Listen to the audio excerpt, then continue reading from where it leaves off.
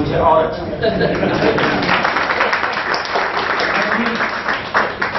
इस तरह की लड़ाइयों में भरोसा रखता हूं और यूं कहूं कि धोखे से पत्रकार हूं, मूल रूप से मैं समाज के प्रति समर्पित रहने में ज्यादा अच्छा महसूस करता हूं।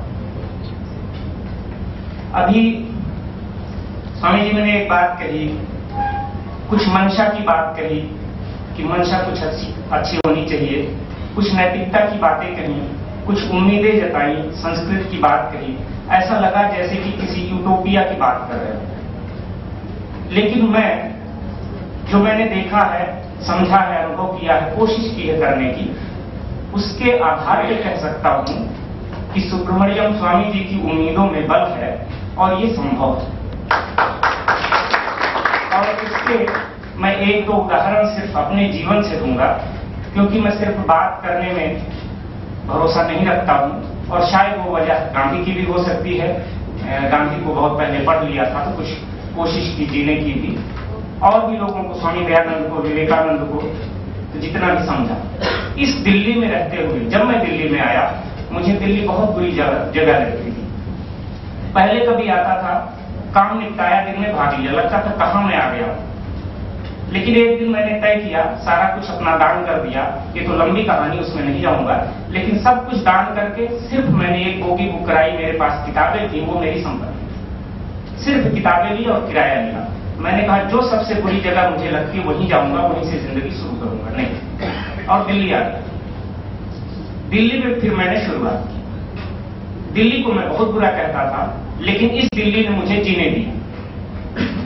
तो इस दिल्ली जहां मुश्किलें थी, वहां मैंने मुश्किलों से लड़ने का एक रास्ता निकालने की कोशिश की। इस दिल्ली में रहते हुए सबने कहा पत्रकारिता करना शुरू कर रहे हैं। पत्रकारिता बड़ी अजीब सी दुनिया है, यहाँ कई चीजें नहीं चल पाएंगी। अब जो समाज बदला है, शायद आपको कुछ अनैतिक रास्ते भी अख्तियार करने पड़े। दिल्ली में दिल्ली वाला होना पड़ता है। मैंने कहा अगर ऐसी बात है तो मैं परचूनी की दुकान खोल लूंगा, लेकिन अपनी नैतिकता के साथ समझौता तो नहीं करूंगा। फिलहाल ऐसी मुझे कभी जरूरत नहीं पड़ी। और इसी दिल्ली में रहते हुए जब मेरे मित्रों ने कहा कि यार आप तो अजीब ढंग के आदमी हैं, कैसे खाना पीना आपका ठीक रहेगा, दिल्ली में तो पत्रकारिता के जीवन में और भी तरह तरह से, कहीं समोसा, कहीं कुछ, एकदम अनियमितता रहती। तो मैंने एक जिद की, मैंने भोजन ही छोड़ दिया। और फिर मैं एक दिन के लिए छोड़ा, 2 दिन के लिए छोड़ा, मैंने कच्ची चीजें खानी शुरू की और होते होते 10 महीने हो गए। मैंने कच्ची लौकी भी खाई, कच्चा आलू भी खाया, कच्चा बैगन भी खाया और कोई भी पका भोजन नहीं लिया। इसी दिल्ली में रहते हुए, जो लग रहा था मुश्किल। इसी दिल्ली में रहते हुए एक बार आया था 15 साल पहले, मैंने एक बच्चे को झुग्गी झोपड़ी में देखा। मुझे लगा कि इसमें कुछ दम है, कुछ बातों से मुझे लगा कि इसमें कोई प्रतिभा है।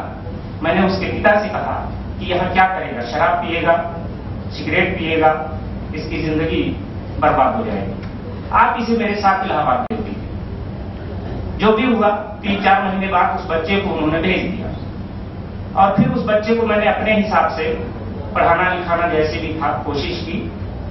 और आज 3 साल पहले वो बच्चा दिल्ली कॉलेज ऑफ इंजीनियरिंग से इंजीनियरिंग उसने पूरी कर ली, बेहद प्रतिभाशाली।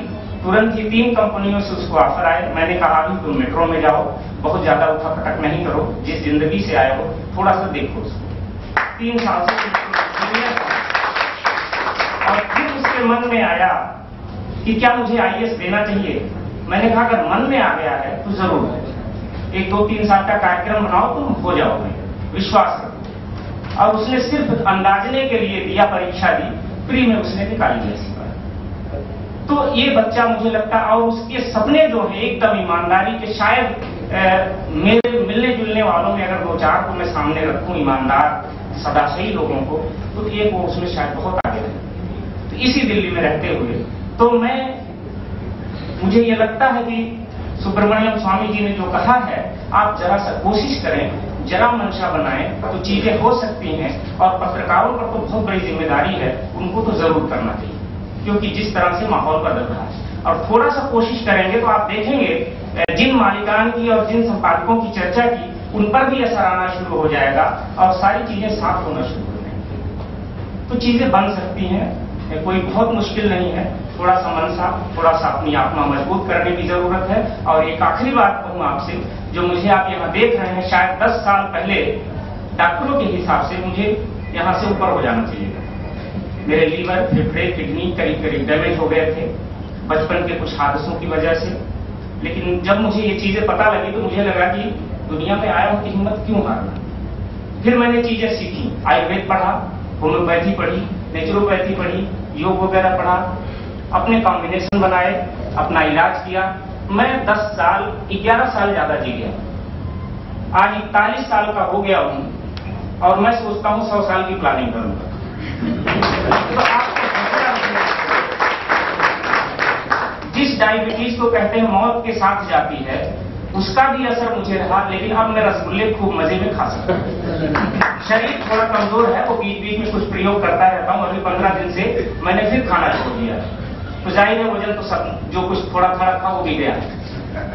तो ये चीजें चलती रहती, आप हौसला रखें, चीजों के प्रति थोड़ा संवेदनशीलता रखें तो बनती हैं।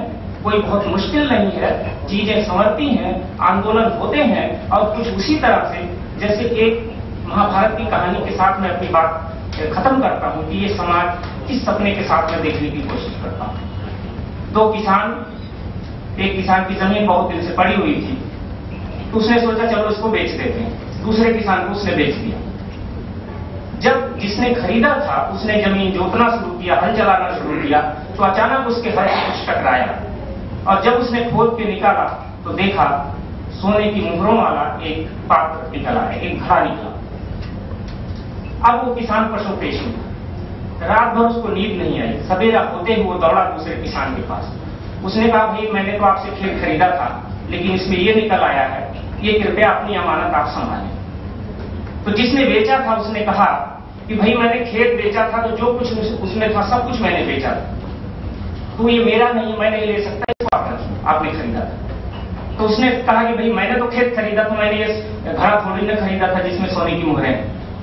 ये विवाद बढ़ा तो समझ में नहीं आया क्या करें, तो पहुंच गए सब महाराज युधिष्ठिर के पास। युधिष्ठिर ने सारी कहानी सुनी, समस्या हल नहीं हो रही थी।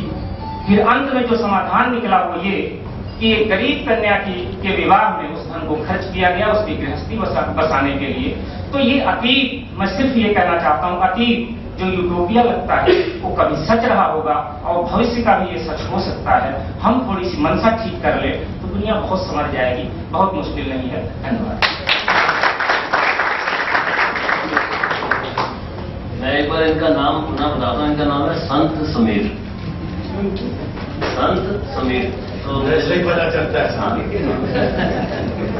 तो कार्यक्रम क्योंकि 5 मिनट अधिक हो गए हैं, अंत में हमारे अध्यक्ष आपका धन्यवाद करेंगे। वंदे मातरम होगा और आपसे अनुरोध है कि चाय लेके दूर जाएंगे।